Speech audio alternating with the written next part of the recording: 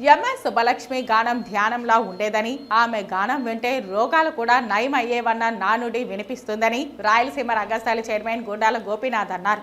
MS Subbalakshmi జయంతిని పురస్కరించుకొని Tirupati bus stand సమీపంలోని ఎంఎస్ సుబ్బలక్ష్మి విగ్రహానికి రాయలసీమ రంగస్థలి కళాకారులు పూలమాలలు వేసి ఘనంగా నివాళి అర్పించారు.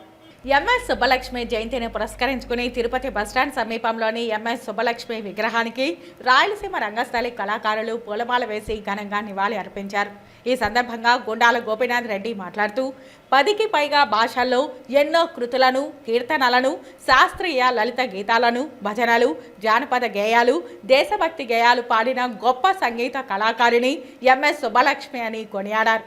ఏ భాషలో పాడినా అదే తన మాతృభాష అన్నట్లుగా స్పష్టమైన భాషా నుడికారంతో భావయుక్తంగా ఆలపించడం సుబ్బలక్ష్మి ప్రత్యేకత అని అన్నారు. శృతి, లయ, ఆలాపనతో పాటు భావాన్ని, భక్తిని సమపాలలో వ్యక్తీకరించడంతో పాటు పామర్లను సైతం శాస్త్రీయ సంగీతంతో మెప్పించడం ఆమెకు మాత్రమే సాధ్యమన్నారు. త్యాగరాజు, ముత్తుస్వామి దీక్షిత, శ్యామశాస్త్రి వంటి సంగీత దిగ్గజాలు రూపొందించిన గీతాలకు సుబ్బలక్ష్మి తన గాత్రం ద్వారా ప్రాణం పోశారన్నారు. ఈ కార్యక్రమంలో రాయలసీమ రంగస్థలి చైర్మన్ గుండాల గోపీనాథ్ రెడ్డి, చిగోర ఆధ్యాత్మిక కేంద్రం వ్యవస్థాపకులు చిత్రప హనుమంతరావు, రంగస్థలి సభ్యులు పొన్నాల జయజిరెడ్డి, తొండమనాటి సుబ్రహ్మణ్యం రెడ్డి, చంద్రబాబు నాయుడు, సుధాకర్, వాజు, విద్వాన్ కస్పా పద్మనాభం, రాజలక్ష్మి తదితరులు పాల్గొన్నారు. నమస్కారం. ఈరోజు గొప్ప సంగీత విద్వాంసురాలు ఎంఎస్ సుబ్బలక్ష్మి గారి జయంతి. ఆమె జయంతి సందర్భంగా స్థానిక ఆర్టీసీ కూడల వద్ద ఆమె కాంస్య విగ్రహానికి పుష్పాంజలి ఘటించి ఘన నివాళి అర్పించాం. ఎంఎస్ సుబ్బలక్ష్మి గారు గాన కోకిల, మన ఏడుకొండలవాడు వెంకటేశ్వర స్వామి సుప్రభాతం ఉదయం మనం వింటేనే ఎంఎస్ సుబ్బలక్ష్మి గారు గుర్తుంటారు. అలాగే అన్నమయ్య కీర్తనలు, ఎన్నో భక్తి గీతాలు పాడి మన అందరి హృదయాల్లో ఆమె స్థానం పొందారు. ఎంఎస్ సుబ్బలక్ష్మి గారు తన సంపాదన మొత్తం ఇతరులకు సాయం చేశారు. అప్పట్లో వరదలు వచ్చినప్పుడు కూడా ఆమె కచేరీ పెట్టి వచ్చిన విరాళాన్ని కూడా వరద బాధితుల సహాయంతో ఖర్చు పెట్టారు.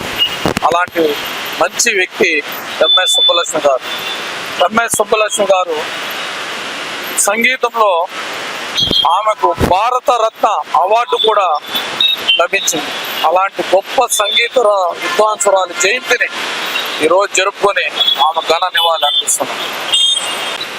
సంగీత సామ్రాజ్ఞి, బహుముఖ ప్రజ్ఞాశాలి, భారతరత్న అవార్డు గ్రహీత ఎంఎస్ సుబ్బలక్ష్మి గారి జయంతి సందర్భంగా తిరుపతిలోని ఆర్టీసీ బస్టాండ్ కూడలోని వారి కాంస్య విగ్రహానికి ఈరోజు వాళ్ళ అభిమానులందరితో కలిసి పుష్పాంజలి కార్యక్రమం జరిగింది. వారు పాడిన కీర్తనలు అజరామరమై ఆచంద్రార్కం భూమి ఉన్నంతకాలము, సూర్యచంద్రులు ఉన్నంతకాలం ప్రపంచంలో వినపడేట్లుగా వారు కంచి పరమాచార్య ఆదేశం మేరకు విష్ణు సహస్రనామ పారాయణం చేసి ఆ రికార్డుగా ప్రఖ్యాతిగాంచినారు. వారి సుప్రభాతం కానీ స్వామివారికి చేసినటువంటి సేవలు అనన్యమైనటువంటి ఆబాల గోపాలాన్ని అలరించి గానకోకిలుగా బిరుదు పొందినటువంటి ఎంఎస్ సుబ్బలక్ష్మి గారి జయంతిలో పాల్గొనడం మనందరూ భాగ్యంగా, అదృష్టంగా భావిస్తూ వారికి ఈరోజు ఘనమైన నివాళి అర్పించడం జరిగింది. చిత్రపద్మంతరం ఈరోజు ఎంఎస్ సుబ్బలక్ష్మి గారి గాన కోకిల ఆమెకి రాష్ట్రపతి అవార్డు కూడా వచ్చింది.